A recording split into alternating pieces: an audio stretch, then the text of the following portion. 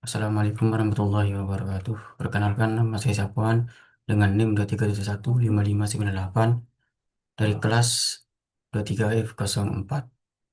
Di sini saya akan mempresentasikan dan menjelaskan tentang apa itu kepemimpinan. Yang pertama itu peran pemimpin di dunia mahasiswa. Yang pertama itu peran kepemimpinan di dunia mahasiswa dan karir di masa depan.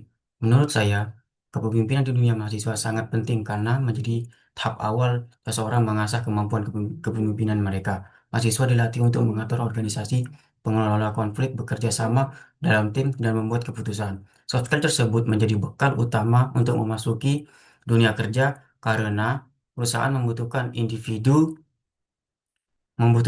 yang mampu berkomunikasi, mengambil inisiatif, dan memimpin proyek.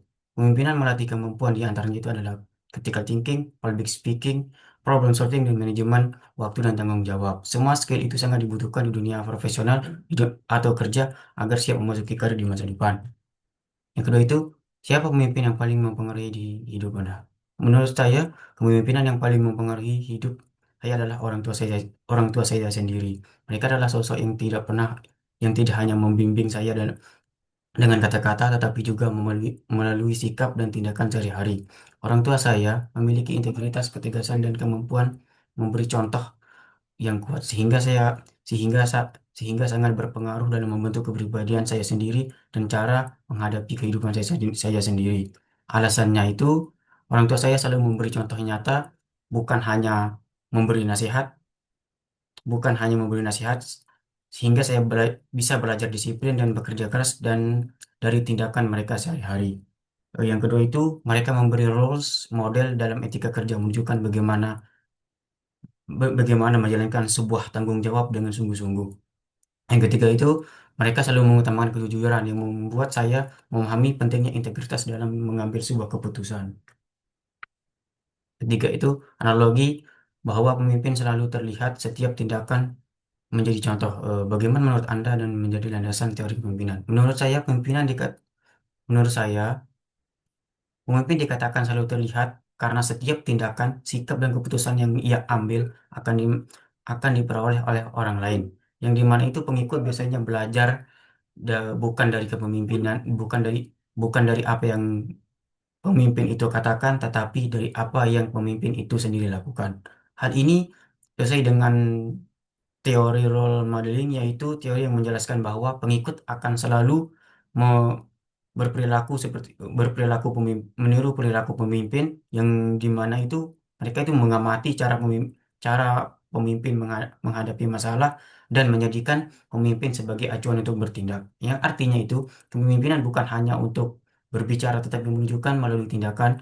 Pemimpin yang baik bukan hanya memberikan perintah tapi memberikan contoh, misalnya disiplin dan jujur dan bekerja keras. Yang kedua itu konsisten tingkah laku menciptakan kepercayaan pengaruh kuat. Yang dimana itu jika tindakan pemimpin selalu selalu selalu sesuai dengan ucapannya, maka pengikut akan percaya, menghormati, dan mengikuti arahan dari pemimpin tersebut. Ketiga itu jelaskan dengan singkat teori kepemimpinan, trait, transformation, servant, dan situasional. Yang pertama itu ada trait. Trait ini menyatakan bahwa pemimpin lahir dari sifat-sifat tertentu yang membuat mereka mampu memimpin seperti percaya diri, berani, cerdas dan juga tegas. Yang kedua itu transformasional leadership atau kepemimpinan transformasional. Pemimpin transformasional menginspirasi pengikut dengan visi besar, memotivasi perubahan positif, dan mendorong orang lain untuk berkembang melalui kemampuan mereka.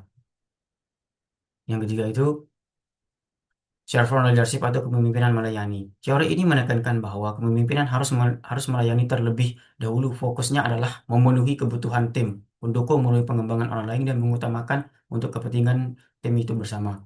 Yang keempat itu situational leadership atau kepemimpinan situasional.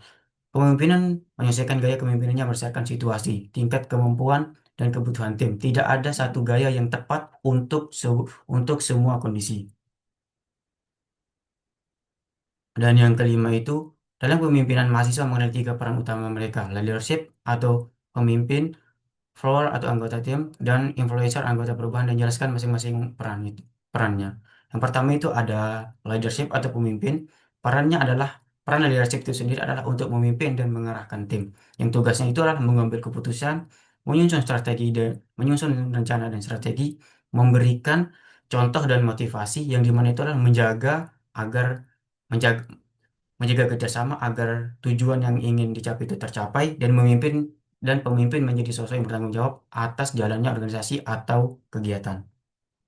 Yang kedua itu adalah floor atau anggota tim. Floor adalah anggota yang mendukung dan menjalankan arahan dari pemimpin itu sendiri. Yang perannya itu adalah berkontribusi sesuai dengan job desk atau tugasnya masing-masing, itu menjaga kelompok.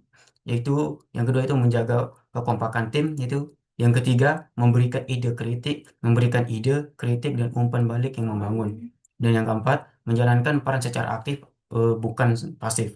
Dan yang terakhir itu adalah tim yang kuat tidak hanya bergantung pada pemimpin, tetapi juga kualitas para pengikutnya. Yang ketiga itu eh, influencer atau perubahan. Influencer dalam pemimpinan mahasiswa adalah individu yang mempengaruhi orang lain untuk bergerak ke arah positif, yang dimana tugasnya itu adalah mendorong perubahan dan inovasi, menyebarkan semangat dan motivasi kepada teman-teman setim. Itu yang ketiga itu menjaga hubungan informasi antara tim dan lingkungan luar. Dan yang keempat, menjaga mengajak orang lain untuk mendukung tim itu bersama. Dan yang terakhir itu adalah influencer, membantu menciptakan gerakan dan dampak yang lebih luas dalam komunitas kampus. Demikian, hanya itulah yang dapat saya sampaikan dalam presentasi kali ini. Kurang lebihnya saya mohon maaf. Wassalamualaikum warahmatullahi wabarakatuh.